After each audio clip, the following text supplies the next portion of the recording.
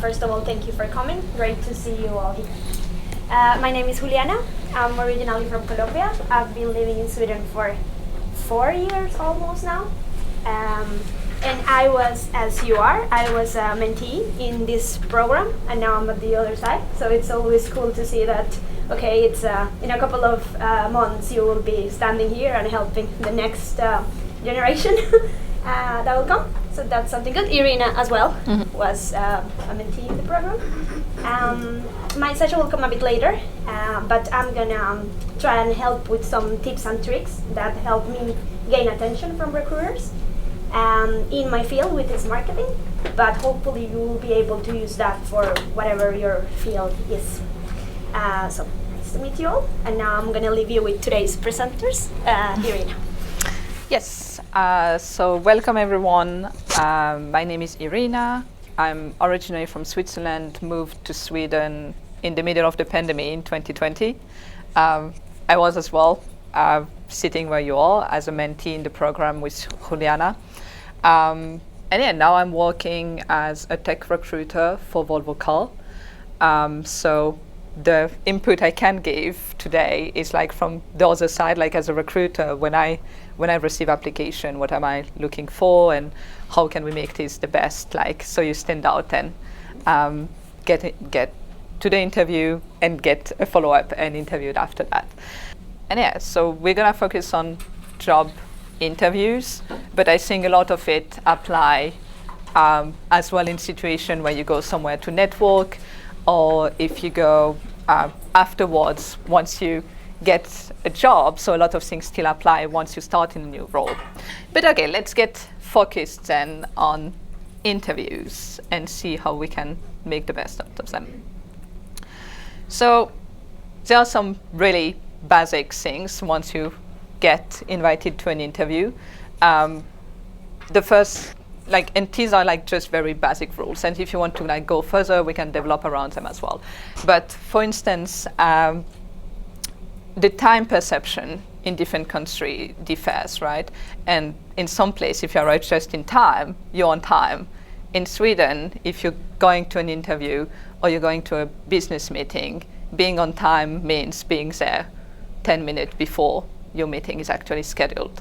And so for you as a candidate, it's good as well, because if you arrive a bit in advance, so you get the time to breathe and settle down and not be super stressed out and still rushing because you're nervous, so you get the time to sit down, to get eventually a glass of coffee or water. They're probably going to offer it to you.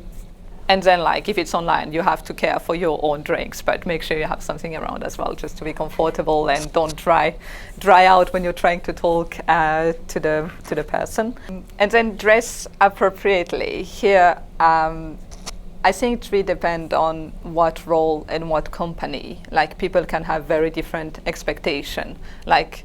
When I went for my first interview at Volvo Cars, I was sure they had a dress code because everyone looked dressed the same in beige and black and very formal. And I showed up in a suit, but it was pink because that's what I was comfortable in. And I was going for lunch, I was not going for an interview, so that was a bit different as well. But then I asked the question to that person who invited me for this first contact, being hey, is there a dress code around? Why is everyone wearing the same? And no, it's just that a lot of people in Sweden don't dress up in something which really stand out. But then it really depends on the field. I work now with designers, so people show up in t-shirt to interviews, and no one cares because they're designers, so what they want and what they need is to be comfortable going around. I wouldn't necessarily go with my shoes that I have today on to a very formal sales position interviews, but working for context here when I'm going to be standing out a lot and presenting, so then it's more about being comfortable in what I wear. I think the only line here is don't wear something that you're not comfortable in. It doesn't make sense to go and wear something super strict if then you're not comfortable and you look tensed in what you're wearing, right? But I guess the one rule is if you're in doubt, dress up a bit over what you would generally wear to look a bit more professional than casual in this sense, right? And yeah, like a very recent example is my partner starting in a company, and after the first days they were like, look, you do need to do something a bit about your dress code, because he had his button, he was wearing a shirt, but he had the second button open. And so they told him that it was too much, that he needed to button it all the way up. And he's not in a sale, he's working as a physicist in a lab. He's not seeing people from outside the company, but it's like a very conservative environment and people dress out this way. So it's as well like a good way to know what people are wearing is to look at the website of the company and see, is it like a startup atmosphere where everyone go around dressed like very casual, or is it more formal and people wear suit, and try to like dress according to the person you're going to meet. And the person you're going to meet are probably going to be pretty close to the picture you see on the website, because that's the branding the company does. Then, of course, try to not have your phone interrupting, so just turn it off. I think there is a bit more tolerance nowadays with a lot of interview being online, where like people are at home. So, of course, sometimes someone can come and deliver something, or you might have children or dogs. My dog interrupt a lot of my interview with candidate, just jumping around because he wants attention. So there is a bit more tolerance around it, but try to control the factor that you can control about making sure that you're not going to be interrupted during the interview in the measure which is possible. Like, of course, if you have little children at home with you and the interview is online, I think everyone is getting this tolerance that, yeah, you might be interrupted because they're walking in because they want to show you a drawing or whatever, and then that's okay as well. That's a way to connect as well. Like when that happened to me as a recruiter and the candidate get really nervous and stressed out, what I do is I use it as an opportunity to show some of our company culture, which is really about families and making sure that people have a balance between professional and private life. So I'm like, well, no worries. We all know that you have a life outside of your work, and that's okay, and that's good. That's important as well. So then, like, I generally talk a bit like about their family and whatever before going back to the interview, just to make sure that it's like no panic. We know that kids and animals and whoever interrupt interviews. And yeah, so understanding the company and the role, again, there is a lot that you can find on the company website. There is a lot that you can find on LinkedIn. If you can find a connection or someone who posts a lot about the company, not necessarily just for roles as a recruiter, but a lot of people post as well on LinkedIn, on Instagram, just talking about the culture and the company and what's going on at the company. So it's good to be informed, right? Again, an example here is like if you were applying at Volvo Cars, where I work, and the headquarters is in Gothenburg, but a couple of weeks back we announced that we're opening a tech hub in Stockholm. So that's the kind of thing you should be aware as a candidate, because that's public news and official open announcement. And then know who you will meet. Like that's not all the company will give you the name of the people you're going to be meeting, right? You have the name of the recruiter. You don't necessarily have the name of the person you're going to meet. Just ask them, right? Just when they invite you to the email, answer back, and that's good. That shows that you're interesting, and so you can make your homework in advance to prepare for the person you're going to be meeting. And then, like, again, that's a quick like LinkedIn search to see at least what is the role at the company, how long they have been there, and understand, are they going to be my manager, are they going to be a colleague? So get like as much information as you can, so it's easy as well to connect with that person. And maybe while you're searching for this professional information, you might come across about like on LinkedIn, people put often like topic that they are interested in, not necessarily that they are working with. So that's as well a good thing that you can start as a connection.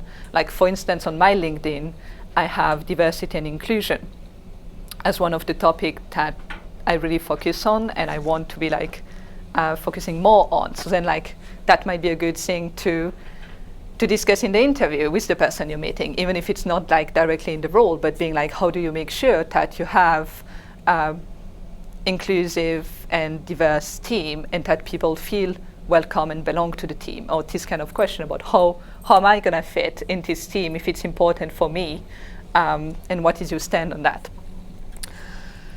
And yeah, I mean, focus, stay calm to make a good impression. Like, you don't have to answer straight away, right? You have the time. So as we say, like, arrive in advance, settle down, be quiet, breathe, and then when they ask question, like, it's okay to take like a minute to reflect and think about what the person said, think about how is the best way to phrase it. You don't have to just jump in and give an answer directly. You can just be like, oh, that's a good question. Let me think about it for a second, or let me come up with a good example about it. And I tried to connect with the interviewer first. So here, like, yeah, it's about understanding, okay, well, are we on the, what's the mood? Like, should I be super formal, or is the person like, again, it's like understanding the culture of the company and seeing how formal should you address this person, or are they super like relaxed and chill, and then like you can be a bit more genuine, or like just like adapting to who's talking to you. If the person is sitting very strict and very serious, maybe joking around is not the right thing. But if you like humor and the person like seems really open and starts themselves opening up, so try to like match the tone of the interview and the person you're meeting. And then like, especially nowadays, there is all this different type of interview, like the one-on-one interviews when you go actually to the company and meet people are often not the first meeting you get, right? We're still in this hybrid system, so like, I don't know if people really get phone interviews.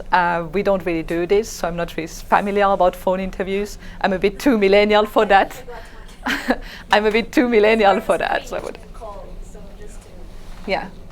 So like, from my experience, phone interviews are generally shorter, and they call to check on something specific. They have a couple of questions for you because they're like, oh, the CV and the application is interesting, but I'm not sure if the person has enough experience, if it's worth inviting them to the next steps, and this kind of thing. So generally, the phone interview are shorter and focused on making sure that you have the experience for the role, or to clarifying something. If they're like, oh, I think the candidate is interesting, but I'm a bit confused about what's going on in the resume here.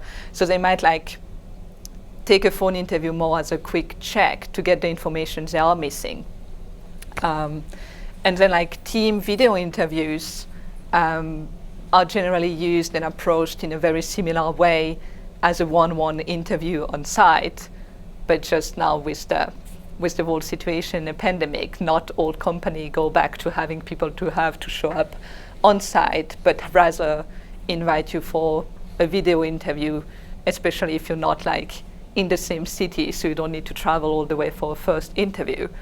And then in a later stage in the process, they should still invite you at some point to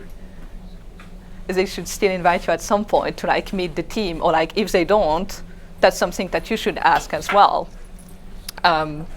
If there is a possibility to come on site before starting to meet the team, even if it's like for a coffee chat or something, that's something you can ask as well. Because like in the whole process of the interview, you should be assessing the company as much as they are assessing you. So is that a company you actually want to work with? Is the team culture and the work environment something that you want to work with and can work with? So yeah, even if the interview is on Teams, I would tend then to ask at which stage are you going to be invited to the office or to meet the team before starting. I wouldn't necessarily like ask that at the beginning of the first interview, but then if the first interview goes well and you're still interested in the role, I think it's a good follow-up question to be like, oh, what are the next steps? And to understand if you're going to be invited to as well at some point on site to meet the team and the people and see how the office is, if they have an office, because now you do have a lot of company where it might be all remote as well. And yeah, pre-recorded interviews. Here it's generally for like recruitment, where like there is a lot of candidates and the recruiter needs to be able to go faster through the interviews, because they just don't have the time to invite everyone and then do the selection process. So that's generally very similar to a one-on-one interview. The only difference is like the questions are generally going to be more basic, because the person cannot ask you follow-up questions. That's generally going to be more open and wide question. And here it depends a bit the tool that people use. Some tool, it's a timed answer and you have only one take. And some other tool, like you can just take as many attempts as you want to answer the question. So like there is good and bad thing about pre-recorded interview. In my opinion, the bad part is like you don't meet the person directly, so it's a bit awkward to talk alone to your computer. But the good side is, if they have a feather where they let you take as many attempts as you want, that means that you can really prepare and phrase your answer in the best way. While when you're live, you get like one chance to answer the question, or you can be like, oh wait, let me reformulate, but you don't get like 5 or 10 attempts until making sure that you said everything you wanted to say in the time you have. One interview I think are the most common, so I'm not going to spend too much time on them. I think everyone understands here what's going on. Panel and group interviews. I mean, panel is basically pretty similar to a one-on-one, except you have more than one person like sitting and interviewing you. What is a bit different and pretty particular to Sweden are the group interview. A lot of company would invite like all their shortlisted candidates, have everyone in a room and interview everyone together. So then like you have to start and introduce yourself with all the other people who are applying for the same job as you. And then like it's a couple of hours and there's different tasks. I'm not very familiar with this, I have never done them, so they're a bit scary for me. I'm like, yeah, I think the point of the group interviews is to see how you behave in a competitive environment, right? So you don't want to come across as aggressive or smashing people down to get where you want, but you want to come across as, yeah, even under pressure and in a competitive environment, I can completely collaborate with them. It doesn't matter who they are, I can collaborate with anyone. You know, and so I think that's the take from a group interview, that like what they are testing, like if they invited you, that means that your resume and your application, they already shortlisted you if they invite you to a group interview. So then it's about seeing how you behave in a group with people you don't know, with people you're in competition with. So yeah, it's about making like, showing that you're a decent human being and that you're going to be good to work with. That's basically the point of these group interviews. Yeah, I mean, I already developed on that about researching the companies, so I'm not going to go too much into detail. But yeah, very important what Juliana pointed out about download the job description and save it on your laptop, because on the recruiter side, I have to put an end date when I post a job. So it's run out, and I can even not realize that it ran out because I have 50 of them to manage. So, and once it's run out, it just like automatically get off the website. And then like, if you don't have it as a candidate, it's not gonna reappear except if someone reposts the same job. So make sure that like you save that so you can refer to it and be like, okay, what were the important points in the job description? And so that you get prepared, because the questions are going to be related on like this point that they list as important for the role. And here I think that's maybe a good point to address the skill gaps, which was mentioned. Like if you have a job interview, if you have a job description with 10 bullet points about that's all what we need from the person we are hiring, the way you should treat the bullet point on a job application is that's a wish list, okay? So like, it's like of course, the company is going to put out there an advertisement that they're looking for a unicorn, right? But to be honest, a horse is going to be just as good. They don't need a unicorn. But of course, if they can get the glitter and all this extra thing in addition of what they really need as for the jobs, they're going to ask for it. So first of all, one of the things to know is that there is research which show that like men and women don't approach them the same. So like often, if men complete 50% of the bullet points, they're gonna apply and they're gonna be like, yeah, I'm gonna learn the rest, no problem. And women candidates often try to fulfill 120% of what is in the job description, and then otherwise they won't apply. So just like get rid of it. If you think that if you fulfill 50% or more of what is in the job description, give it a shot and let them see if what is really important or not. Generally, but it's not always the case, the first bullet point are the most important for the role, and the further down you go to the list, the more optional it is. So that's how I would deal with like the job description first. So to apply, even if you don't fulfill all the points, because most of the candidates don't fulfill all the points, so let the company decide what is really important, and then compare to, okay, when I have multiple candidates, what are the profile I get? And then we can develop a bit later when we answer the question about, okay, how do you deal if there is some skill which come up in the interviews and you don't necessarily fulfill that? How do you deal with that? So we'll get back to it a bit later on. Okay, so then let's get down to the question and how to answer the most typical question. So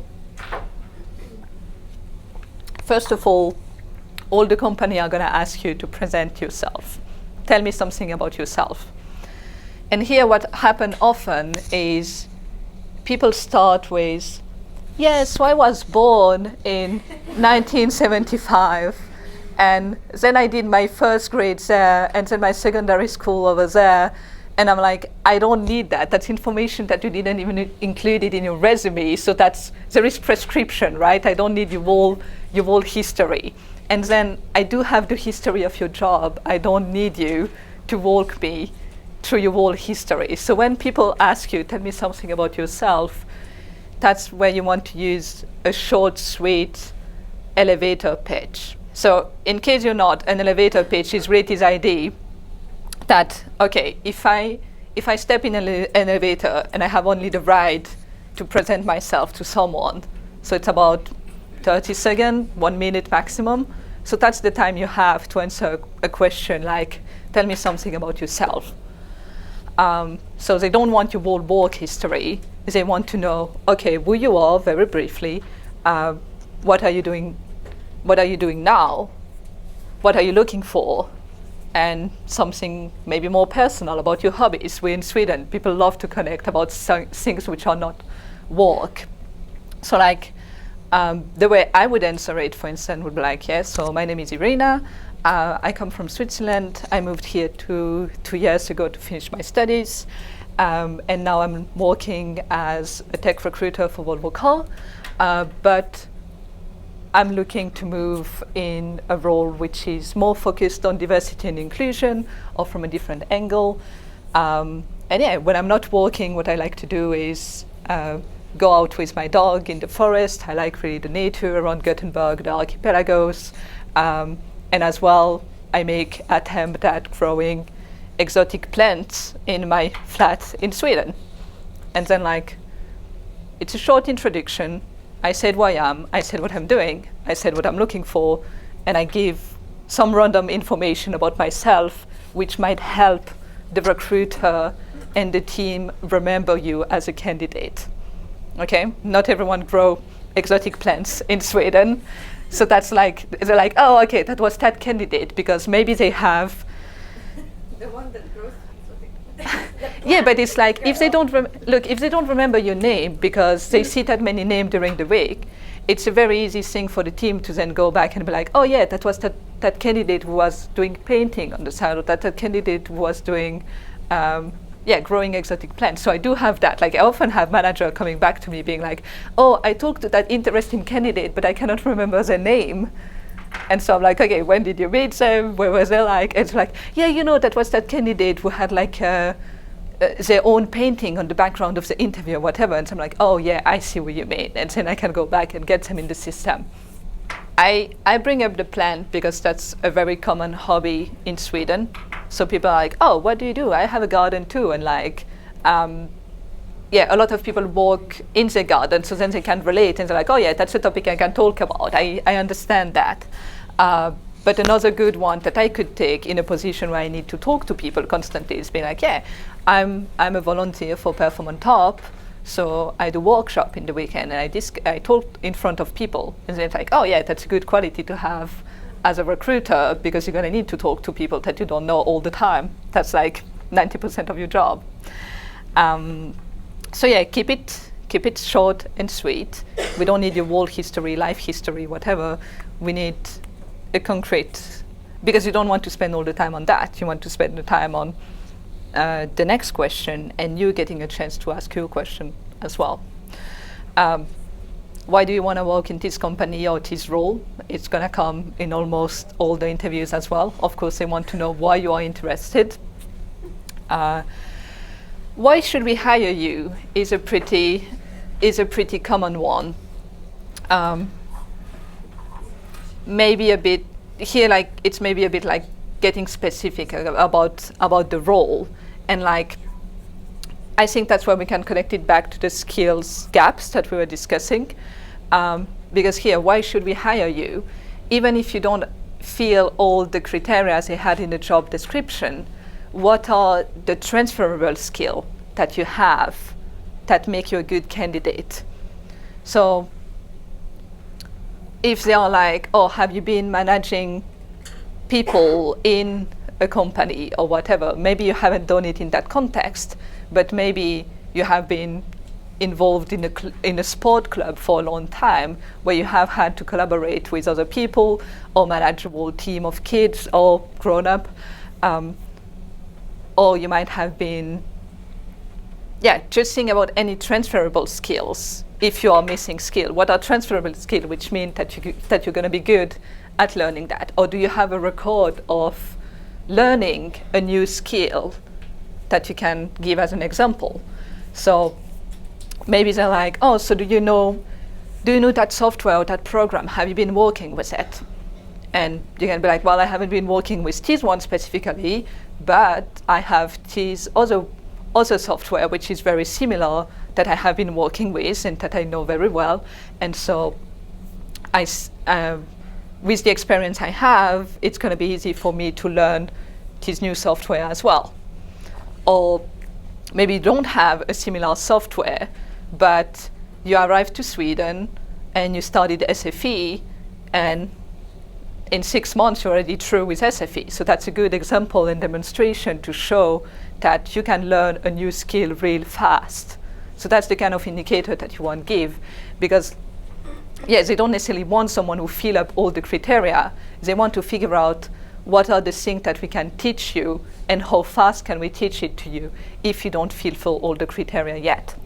So that's how I would approach it. And like in my personal case, for example, the role I'm in was pretty random how I got it, because I contacted a woman on LinkedIn because she had a pretty similar profile than me, and then I saw that she had shifted to recruitment.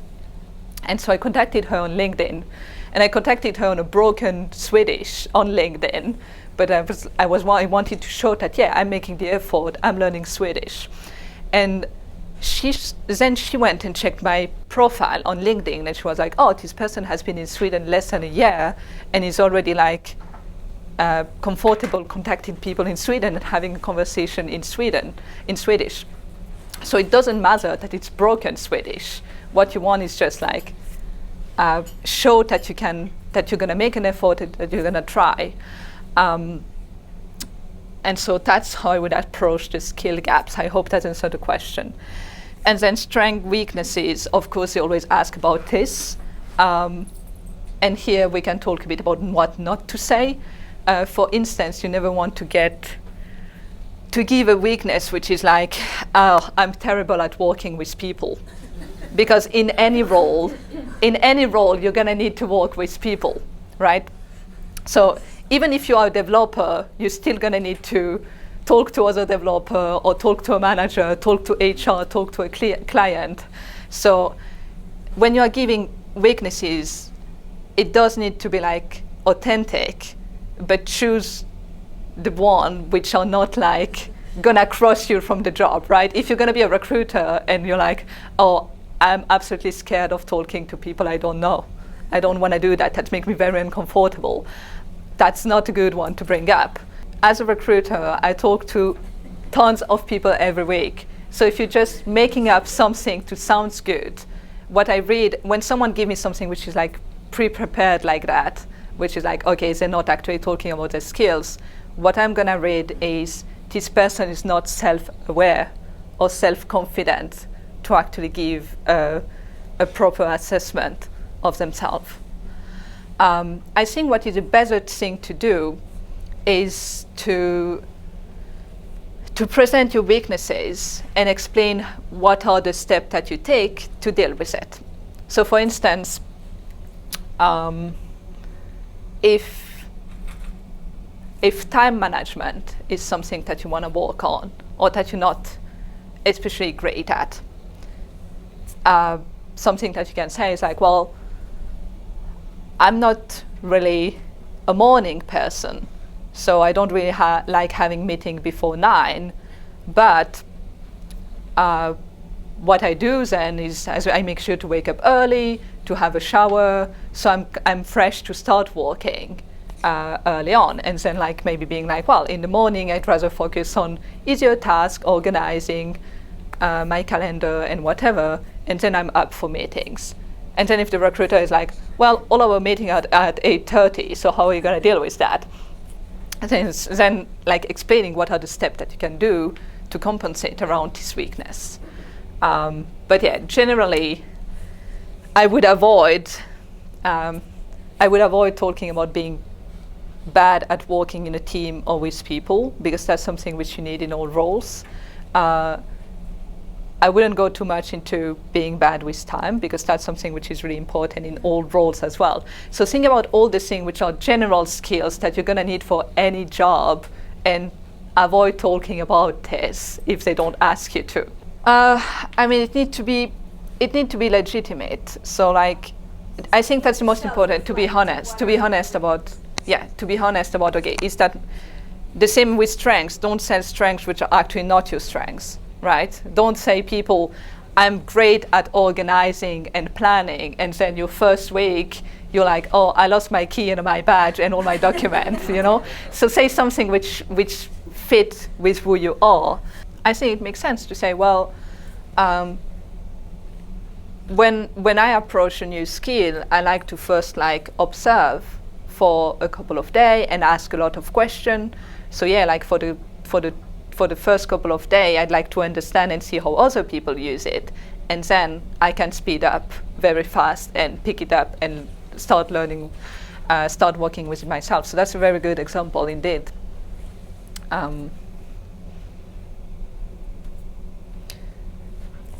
And just to make sure that we're going to have time, I'm going to skip the exercise for now, which is basically asking you to prepare for this question, and we can think about it during fika or a bit later on, but I'd like to go through it first. And then on tips about how to answer a question as well. Not all interviewer or question are appropriate for this, but the STAR method is a really good way to explain what is your experience, what you have been doing, and what are like the transferable skills you have. So S for situation, T for task, A for action, R for result, and I like to add the L for lesson learned. And so that's a really good way to structure your answer for all questions where it's like, oh, can you tell me about a time where you work in a team? Or can you give me an example of a project which didn't went according to your plan? Or can you give me an example of a situation where you disagreed with your stakeholder or business partner? So like all these questions which called for you explaining your experience or your skill or transferable skills, that's a really good way to answer and structure your answer. So like the recruiter, the person interviewing you, get all the right indicator about, oh, that's the skill the person have, and that's how self-aware they are, and that's the impact that they did in the project. And so, yeah, generally they are phrased with "tell me about a time when" or "give me an example of." And here's a couple of examples of questions that you can get, but in general, most of the open question, once you get in the core of the interview, a lot of them you can answer with that, even if they don't phrase it that way, but they're like, oh, what is your experience working with this software or this program? So then it's a good one to be as well, like, yeah, so I have this example where I worked with this software in this context, and that's the problem we ran into. That's the action I took to fix the problem. That's the result we got. And if I were to do this project again or work in this team again, that's what I would do differently. So to show as well that you learn something from it, so you're not going to repeat just the same over and over again. And yeah, so other than that, all I want is to work a bit on this question. So yeah, what about taking 5 to 10 minutes to work either on preparing like the most common question, so the one which are gonna come all the time, or working with your neighbor, so you get to meet someone and ask each other this type of question where you can answer with a star answer. So being like, hey, tell me about the time you worked in a multidisciplinary team, or tell me about a time where you made a mistake. I did have the last slide that I just want to... Do you want this back? Because no, it's fine. It's a very short one, so I think it's okay. It's pretty self-explanatory, but like after an interview, you do want to follow up, right? To thank the person for the interview, reiterate that you are still interested. If there was something which stand out in the discussion, so you can emphasize on one specific point or whatever, right?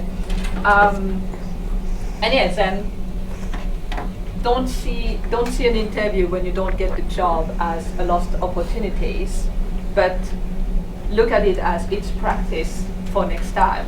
So what did I learn? What did go well? What didn't go that well? So as well, like to get better, to get this practice in interviews, because it is a skill to be good at interviews. So to practice it and be better the next time, you have to be in this situation again. And yeah, I think that's all I have about it. About this, I would say write both after the interview, but also even after they reject you. It's important to write and say, in any case, thank you for your time. It was not the outcome I was expecting, but I learned about the company. I'm still very interested. Keep me in your mind for future opportunities. And that made open doors, because you might not be right for this one, but maybe in 2 months they get another call and they keep you in your mind if you make yourself memorable and if you are nice and thankful even after getting bad news. Yeah, so good. Okay, so now we're gonna move into the next part of the presentation. I'm gonna move away from is the mic okay? Yeah. So I think this is very nice to learn about interviews, and it's of course very important to prepare yourself for the interviews. But what happens if you don't even get the interviews?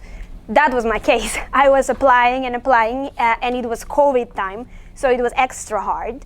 And I was not getting many callbacks. So at some point I said, okay, I have applied to, 100 jobs. I'm not getting callbacks. What is it that I need to change in my process? So at some point something clicked in me and I was like, as Irina said, it's a game's number. It's a numbers game, but what you are just focusing on numbers and you're not getting any result where you're also not getting anywhere. So then I started to think, how can I draw some attention to myself, to my application? How can I prove my value, even if I don't have experience in Sweden, which is what they will look for. So today, it's what I'm going to talk about is a couple of tips and tricks that helped me and hopefully can help you to get that interest from recruiters. So let's go there. We did Fika already. Very good. Okay, here we are. So I like to start with this sentence that I said many times, and I will like you to know if you yourself have said this. I could totally do this job if only they will take me and give me a chance. Have you ever thought that? So I have good news and I have bad news. Bad news is very unlikely that they will just give you a chance in terms of a chance. Why? Because it's expensive to hire a new candidate. It's expensive to train them. It's expensive to bring them on board. It's extra hard to fire people in Sweden. The law is very protective, so once they get you in, it's very hard that they can fire you. So they take extra care with who they are bringing in, because it's going to be hard afterwards. So no, not very likely that they will give you a chance just out of the goodness of their heart. You gotta give them something for them to really see value in you. And that is something that you gotta show, don't tell. So you can tell all day long about how great you are, but if you are not showing it, then again, very unlikely that they will take that leap of faith in you. So what I'm gonna talk about you today is an idea called validation projects. It's not my idea. Actually, here is the source for that in the page Cultivated Culture. And a validation project is something that shows your value even before you have been officially invited to the selection project process.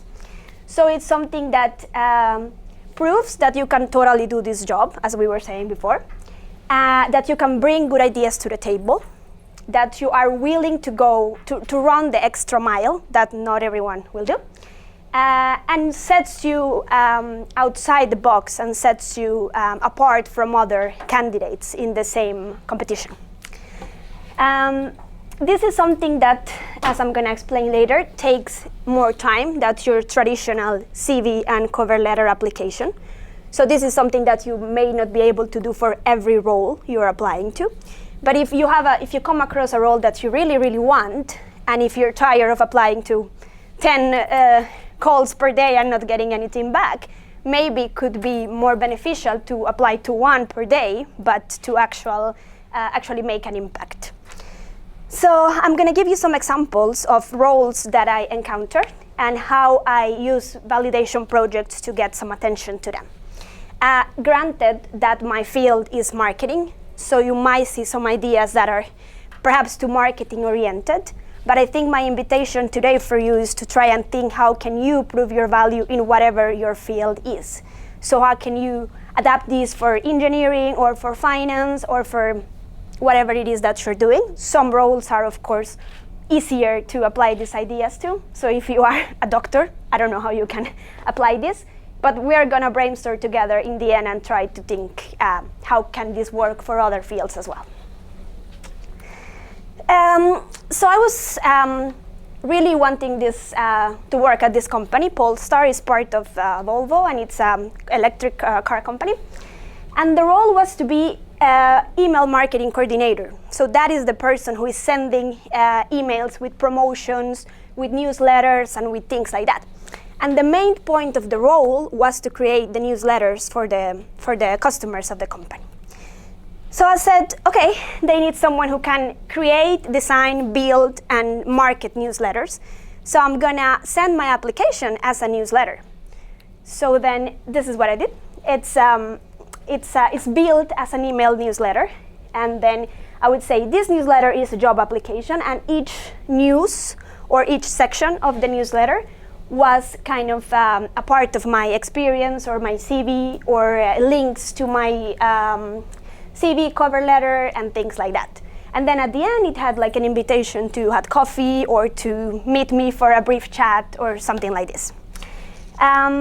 It's not super advanced in terms of design or anything like that, but it goes just a little bit out of what they are perhaps expecting.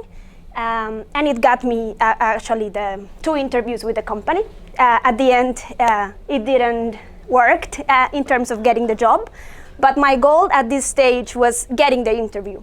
Then after the interview, we take it the next step. But at this point, it was just to get the interview, and it got me the interview. So it, in that sense, we can say it worked. Then, of course, after the interview, many things can happen. They can have someone with more experience or something else. But your goal, first and foremost, is to get that first attention.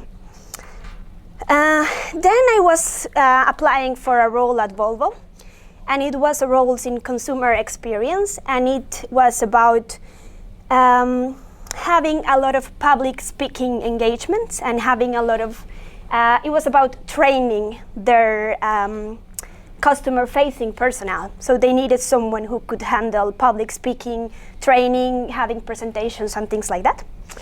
And so I said, okay, how can I prove that I can do public speaking through a CV? That's not gonna work.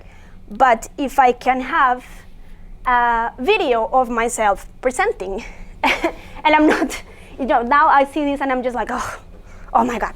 But at the moment, it got me some attention. So I did a video and I was presenting, these are the 3 strategies that I will do. This is how I see myself bringing value to this position.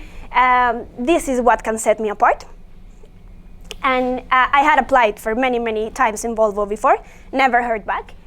From this time I love that you're adding color to the picture of who you are, looking forward to your application, don't forget to send it through a normal process so we don't miss you. So I got a response and I got the interview.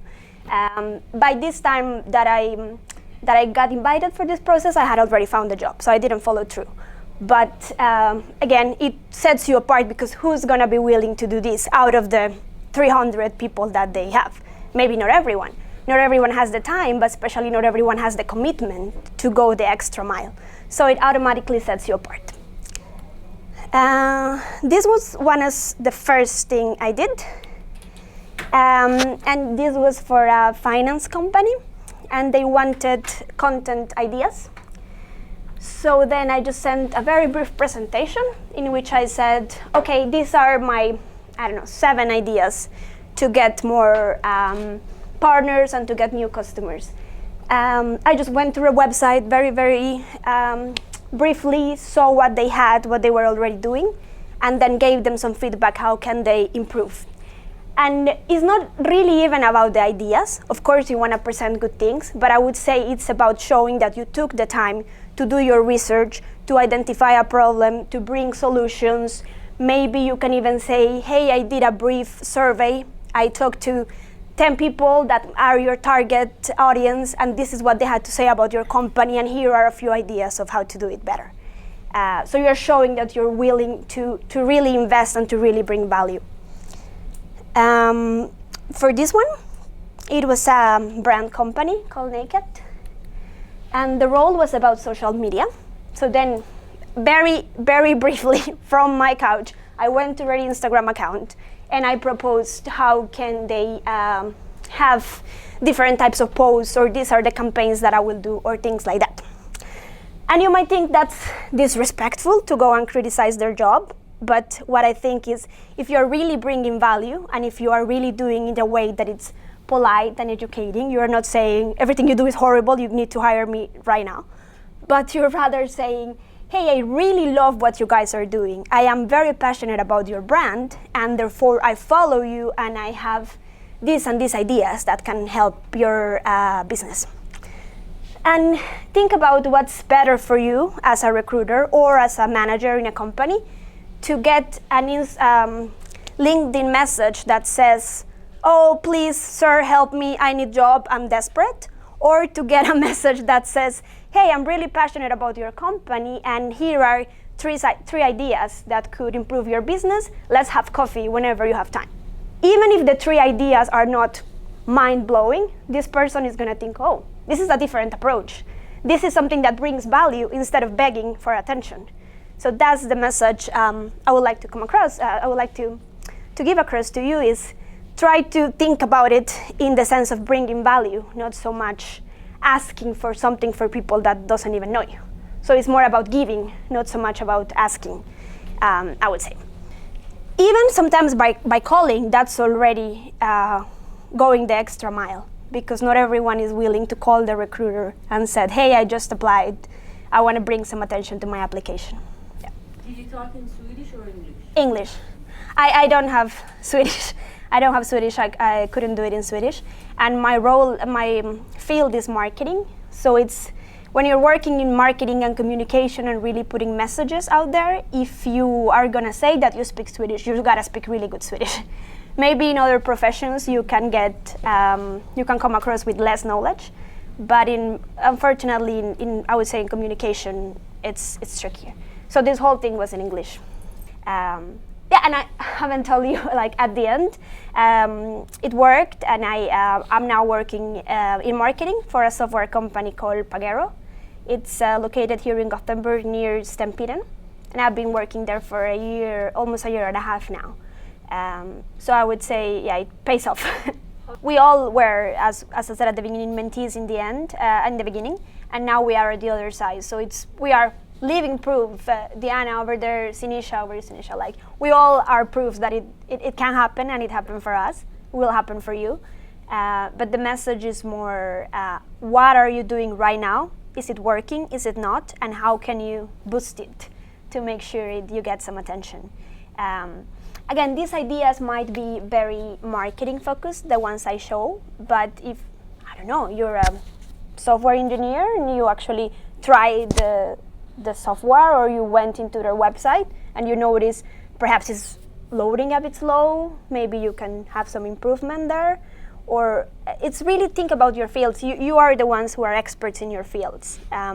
Try to come up with ideas that could be useful for your fields. I understand this is not very easy for everyone, as I used before with my example with medicine. I don't know how a doctor can prove this, but yeah. So, Surgery at home. Yeah, can I just operate you and prove my value? Maybe not. With the kitchen gloves. Yeah. But yeah, I would say it's a matter of showing that you're willing to go a bit further. And then whenever you need some like self, I don't know, like a motivation, or when you are in a job process, you can show your achievements that you have done. Because it's easy to keep track of them along the way. Maybe you did a really good student project, you don't remember, but it was very celebrated at this moment. Keep it and show it.